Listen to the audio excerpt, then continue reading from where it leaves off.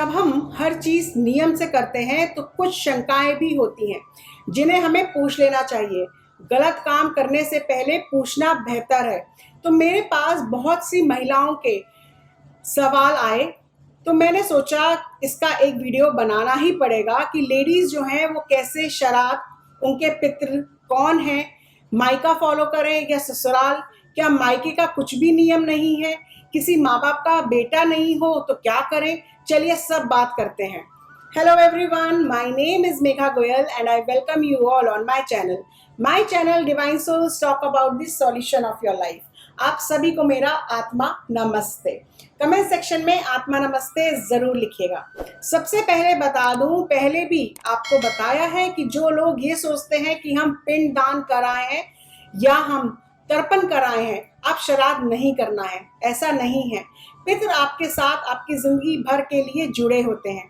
आप चाहे पंडित को घर ना बुलाएं, पर उनकी तिथि पे सूखा अन्न दान जरूर करें, पर करें जरूर और उन्हें याद भी करें।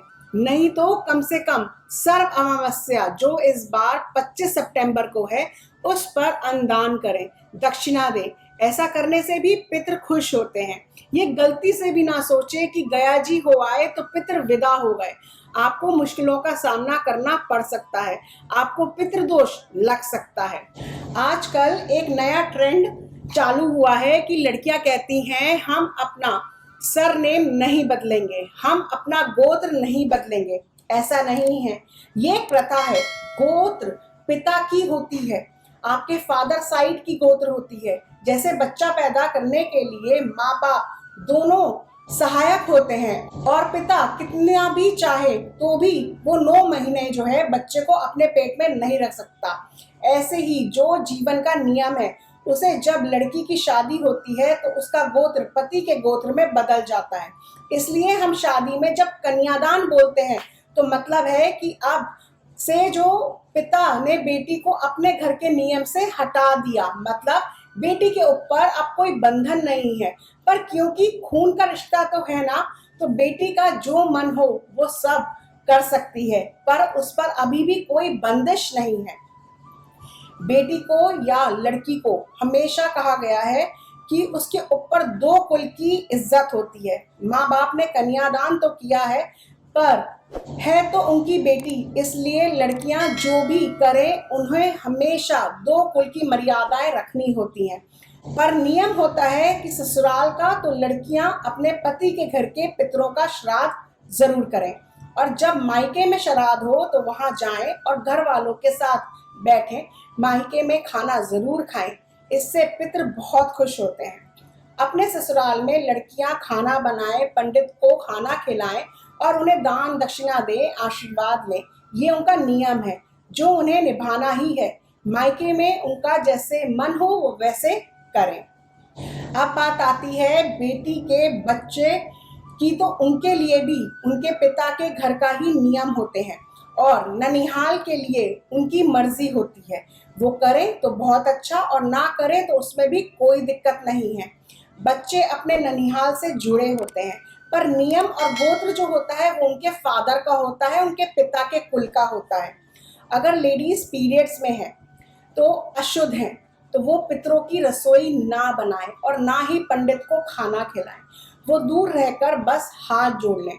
अब अगर आप अकेली हैं घर में और कोई लेडीज नहीं है, तो आप सूखा आटा जैसे कि फल, सब्जी, घी, चीनी, चावल सब निकालकर मंदिर में किसी के हाथ भिजवा दें। पीरियड्स में लेडी पितृपक्ष में और भी ज्यादा ध्यान दें। पीपल के पेड़ के नीचे ना जाएं, चौराहे के बीच से ना जाएं। घर के बाहर जाएं तो एक छोटा चाकू अपने पास रखें। छोटा चाकू होता है जो नेल कटर जैसा होता है, वो बहुत ज़रूरी है। मैं ऐसा करने को इसलिए कह रही हूँ क्योंकि हमारे शरीर इस पीरियड्स के दौरान बहुत वीक होता है और पितृपक्ष में कुछ शक्तियाँ धरती पे आ जाती हैं, वो आपकी तरफ खिंची आ सकती हैं। मैं डरा नहीं रही, पर सावधानी ज़रूर बरतें। कहते हैं ना, prevention is better than cure. हमारे बुजुर्ग भले पढ़े लिखे नहीं थे, पर इन सब बातों की उन्हें बहुत समझ थी।